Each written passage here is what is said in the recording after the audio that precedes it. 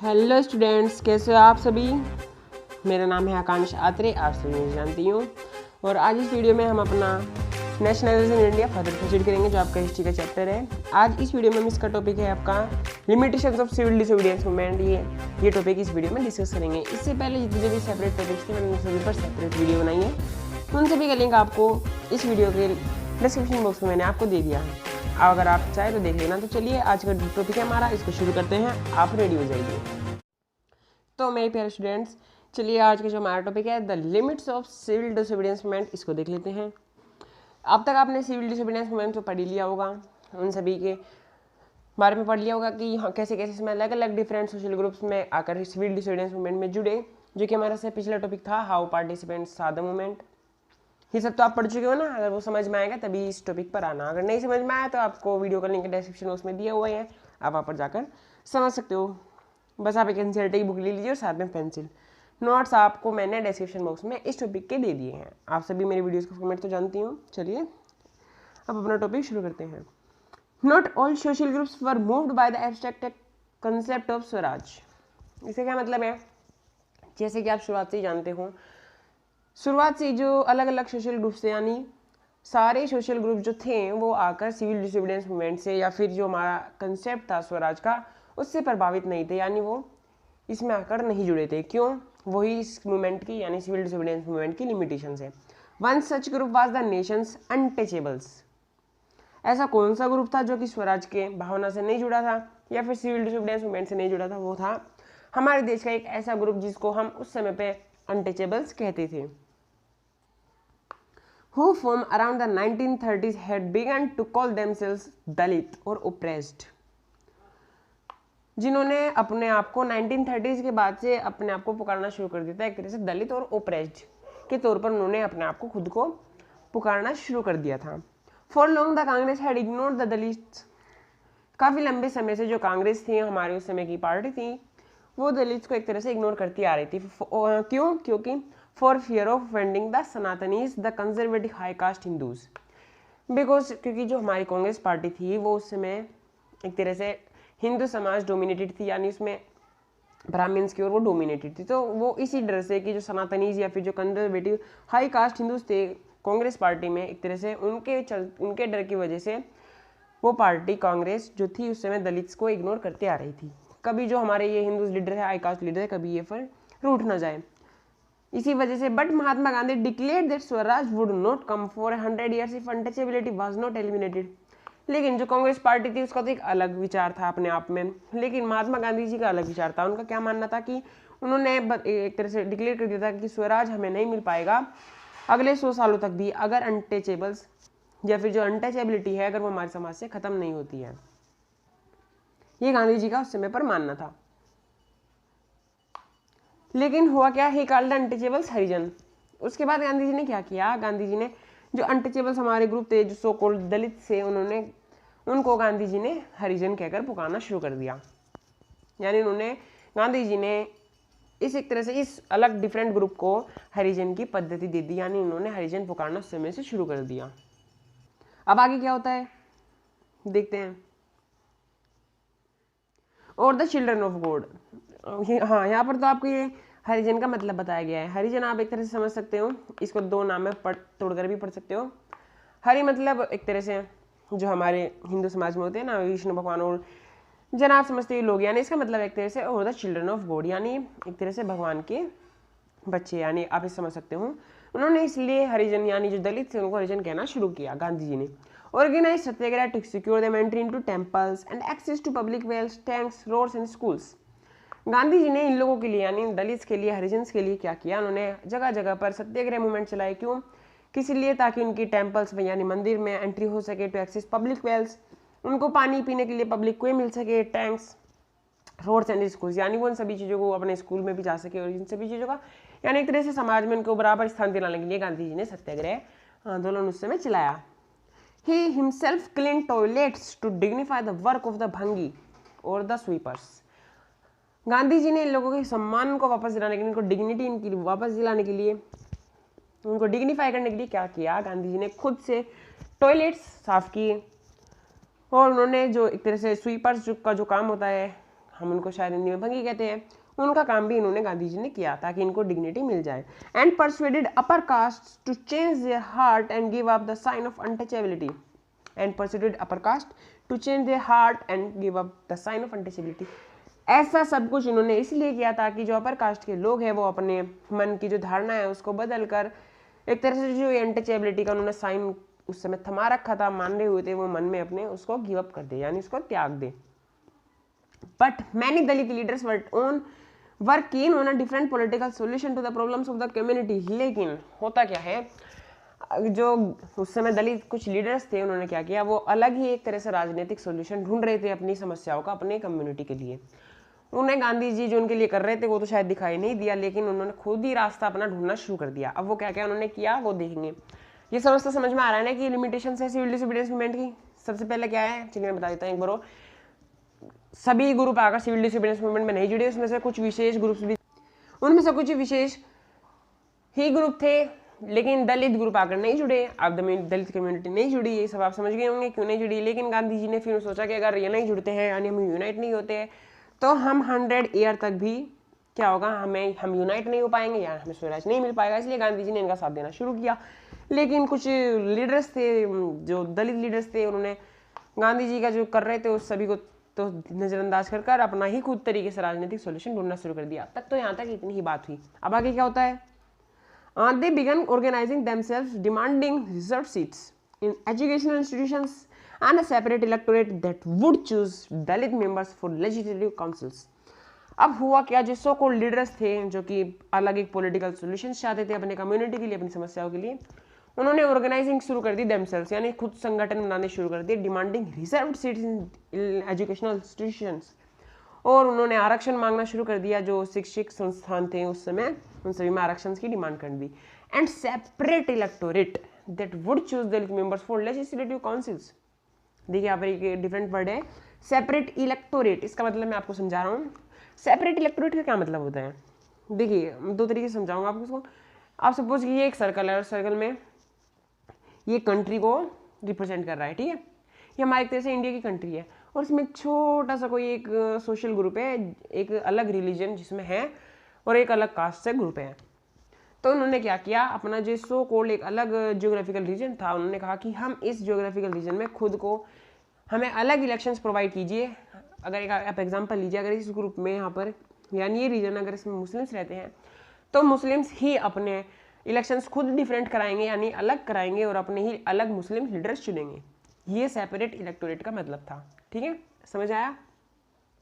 That would choose Dalit members for legislative council. ऐसे ही दलितों ने सेपरेट इलेक्टोरेट की डिमांड की कि अगर ये कंट्री है और ये हमारा एक दलित का अलग रीजन है तो हम यहाँ पर अपने दलित प्रतिनिधि अपने ही अलग इलेक्शन कराकर चुनेंगे, ठीक है। अब आगे क्या होता है, political empowerment they believed would resolve the problem of their social disabilities. जो ये दलित लीडर्स थे इनका क्या मानना था, इनका ये मानना था कि जो पॉलिटिकल एम्पावरमेंट है यानी कि राजनीतिक सशक्तिकरण है, यानी ताकत है, अगर हमको वो मिल जाएगी तो would resolve the problem of their social disabilities.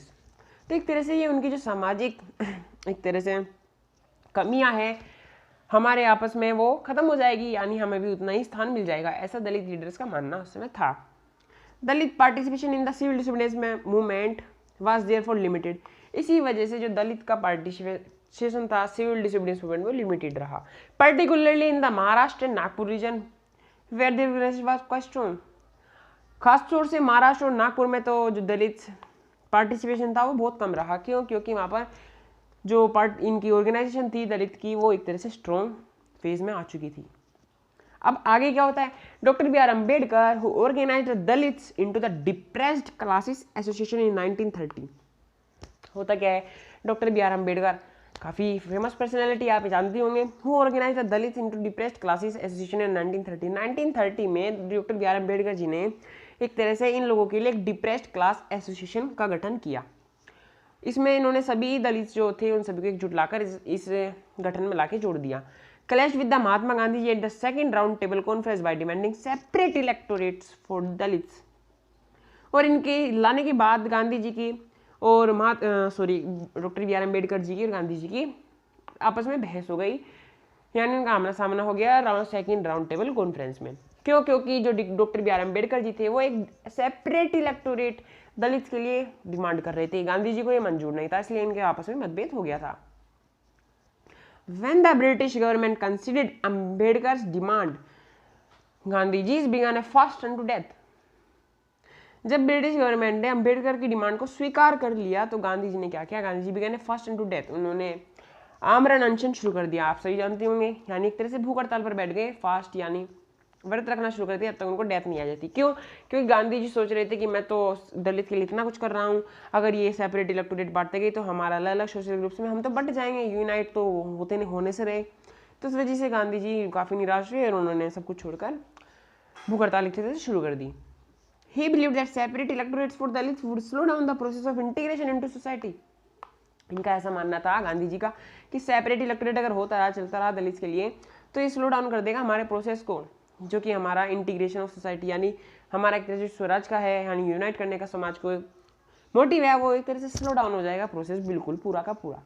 Ambedkar ultimately accepted Gandhi जी's position and the result was the Poona pact of September 1932। उसके बाद क्या हुआ? उसके बाद अम्बेडकर जी ने क्या किया? गांधी जी की जो बात थी कि सेपरेट इलेक्टोरेट हम नहीं देंगे, वो मान ली, स्वीकार कर ली, और उसके बाद एक पूना एक्ट साइन हुआ इन दोनों के बीच में सितंबर 1932। काफ़ी बार पूछा जाता है पूना एक्ट ऑफ सितंबर 1932 के बारे में, ये है क्या, मैं अभी आपको बताऊंगा। इसको अंडरलाइन करेंगे अगर आप नोटबुक बना रहे हैं, वैसे डिस्क्रिप्शन बॉक्स में नोट्स तो दिए हुई है मैंने। It give the depressed classes कौन? जो कि अम्बेडकर जी ने गठन किया था दलित के लिए।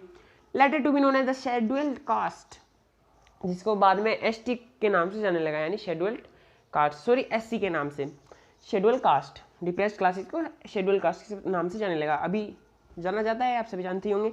It give the depressed classes reserved season two provincial and central legislative council. पूर्ण एक्ट में हुआ क्या था, अभी नोट करेंगे, अंडरलाइन करेंगे इस पैरा को। It give the depressed classes यानी कि it give the scheduled cast reserved season two provincial and central legislative council. इन्होंने क्या किया? इन्होंने एक तरह से आरक्षण दे दिया जो प्रांतीय इलेक्शन से या फिर सेंट्रल लेजिस्लेटिव काउंसिल थी, जो हमारी सभाएं थी, उन सभी में इनको सीट्स, रिजर्व सीट्स प्रोवाइड करा दी पूना एक्ट के जरिए, और अम्बेडकर जी ने इसको मान लिया, इसलिए उन्होंने सेपरेट इलेक्टोरेट की डिमांड को छोड़ दिया। But they were to be voted in the general electorate, लेकिन उनमें इसमें एक शर्त रखी गई कि उनको जनरल इलेक्टोरेट में यानी सामान्य ही इलेक्शंस में वोट आकर करना होगा, जो कि सभी के लिए इलेक्शंस हो रहे हैं, उन्हीं को दलित को भी ऐसे ही आके इलेक्शन करने होंगे, ये एक शर्त रखी थी और वो तो माननी थी, जाहिर सी बात है। The Dalit movement, however, continued to be apprehensive of the Congress-led national movement. उसके बावजूद भी जो दलित का आंदोलन था एक तरह से वो कांग्रेस के जो नेशनल मूवमेंट था, राष्ट्रीय आंदोलन चला रहे थे, वो एकता में बांधने के लिए यानी स्वराज पाने के लिए, एक तरह से उसमें फिर भी मतभेद बना रहा, उनमें आपस में कुछ समझ में नहीं आ रहा था, इसलिए उन्होंने एक तरह से आपस में मिलजुल करना थोड़ा कम ही रहने दिया। Some of the Muslim political organization in India also lukewarm in the response to civil disobedience movement। अब होता क्या है, जो मुस्लिम पॉलिटिकल ऑर्गेनाइजेशन थे उस समय में, अब दलित का तो यहाँ पर खत्म हुआ, पहली लिमिटेशंस तो ये थी, अब आती है सेकंड लिमिटेशन मुस्लिम्स को टिपिकली लेकर। Muslims political organisation in India were also lukewarm in their response to civil disobedience movement। एक तरह से वो भी जो मुस्लिम पॉलिटिकल ऑर्गेनाइजेशन थी वो भी सिविल डिसोबीडियंस मूवमेंट में आकर जोर जोर से हिस्सा नहीं ले रही थी, उसका भी रिस्पॉन्स एक तरह से कमी था इस मूवमेंट को लेकर। क्यों? After the decline of non cooperation movement और खिलाफत movement, a large section of Muslims felt alienated from the Congress. जो non cooperation movement Gandhi ji ने चलाया था या फिर खिलाफत मूवमेंट के एक तरह से थम जाने के बाद, उसकी गति रुकने के बाद, जो एक लार्ज सेक्शन ऑफ मुस्लिम वो कांग्रेस के नेशनल मूवमेंट से कटने लगे थे, यानी जो स्वराज का मूवमेंट चला रहे थे उससे दूर होने लगे थे। From the mid 1920s the Congress came to be more visibly associated with the openly Hindu religious nationalist groups like the Hindu Mahasabha. क्यों? क्योंकि 1920 के मध्यम से ही जो कांग्रेस थी वो एक तरह से हिंदू महासभा या फिर हिंदू से आकर एक तरह से जुड़ने लगी थी, यानी इनकी ओर खींचने लगी थी, जिस वजह से जो मुस्लिम कम्युनिटी वो इनसे दूर होने लगी थी। As relations between Hindus and Muslims wasn't each community organized religious procession with militant fervor provoking Hindu-Muslim communal clashes and riots in various cities। आप सभी जानती हो, इतनी बड़ी लाइन का मतलब बताने की जरूरत भी नहीं है।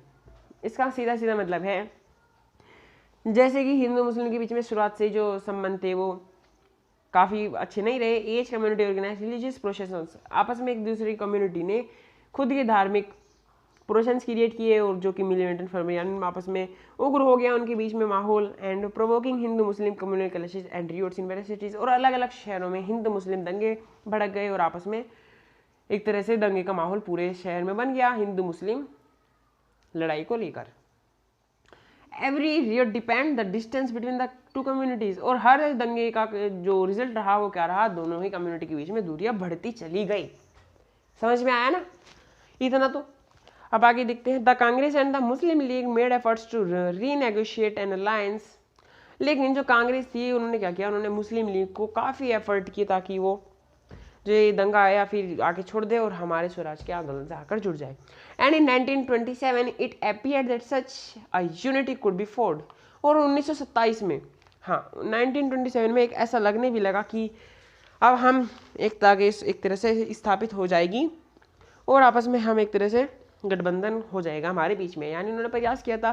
तो आखिरी में 1927 तक आते आते लग रहा था कि अब एकता हमारे बीच में हो जाएगी। The important differences were over the question of representation in the future assemblies that were to be elected, लेकिन एकता जहां पर बनती दिखाई नजर आ रही थी वहीं पर एक सवाल ये भी था कि अगर जो ये क्वेश्चन था representation in the future assemblies that were to be elected, एक क्वेश्चन बना रहा था कि जो हमारे प्रतिनिधि है भविष्य में आने वाली सभा में असेंबली में उनको कौन चुनेगा, यानी उनको किन का स्थान दिया जाएगा। प्रतिनिधि थे जो उनके अलग अलग ग्रुप के, उस समय ये चिंता बनी रही कि जो इलेक्शंस होंगे उनमें किसे स्थान मिलेगा। तो इस क्वेश्चन को लेकर उनमें एकता बनी रही या नहीं बनी रही वो टूटती नजर आने लगी।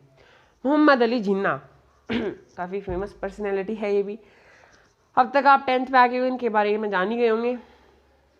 Mohammad Ali Jinnah one of the leader of the Muslim League, जो कि आज भी है। अगर आप पाकिस्तान में देखेंगे एक तरह से जैसे हमारे वहाँ पर महात्मा गांधी जी है, ऐसे वहाँ पर मोहम्मद अली जिन्ना थे। One of the leaders of the Muslim League was willing to give up the demand for separate electorates. उन्होंने क्या कहा, अब इन्होंने जोर शोर से प्रचार करना शुरू कर दिया था। इन्होंने क्या किया कि हम जो सेपरेट इलेक्टोरेट की डिमांड है, सेपरेट इलेक्टोरेट तो समझ में आ गया ना आपके, हाँ, तो जो सेपरेट इलेक्टोरेट की डिमांड है हम ये छोड़ देंगे। मोहम्मद अली जिन्ना ने ये कहा, क्यों, किस शर्त पर, if Muslims were assured reserve seat in central assembly and representation in proportion to population in Muslim dominated provinces, जैसे कि बंगाल एंड पंजाब। हुआ क्या, इन्होंने कहा कि हम सेपरेट इलेक्टोरेट की अपनी डिमांड को नामंजूर कर लेंगे अगर आप हमें एश्योर करा दे, रिजर्व सीट दिला दे सेंट्रल असेंबली में and representation in the proportion to population in the Muslim dominated provinces, और अपने प्रतिनिधि हमें दिला दे हमारे मुस्लिम डोमिनेटेड प्रोविंसेस में।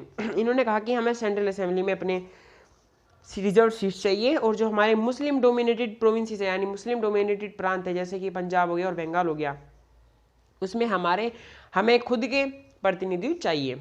ये डिमांड इन्होंने रखी।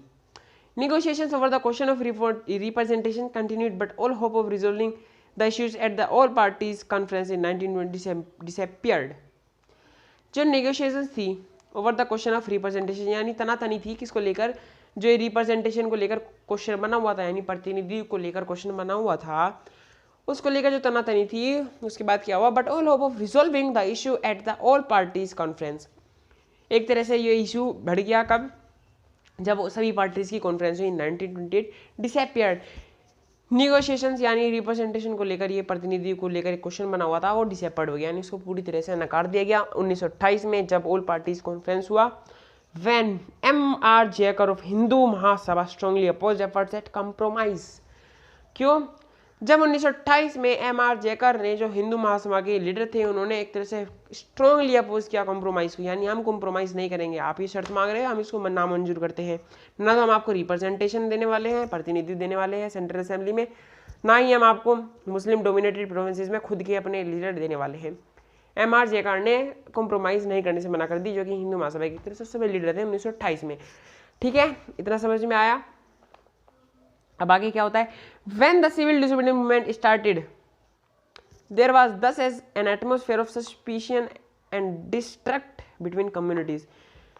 जब भी सिविल डिसोबीडियंस शुरू की गया तो एक एटमॉस्फेयर बन रहा सस्पिशन में कि डिस्ट्रिक्ट और बिटवीन कम्युनिटीज यानी जो समुदाय थे उनके बीच में लेकर अलग अलग इलाकों में लेकर प्रांत में लेकर एटमॉस्फेयर एक तरह से बना रहा, किसका, तनातनी का, यानी उनके बीच में सही माहौल नहीं बने रही। Alienated from the Congress large section of Muslims could not respond to call for a united struggle.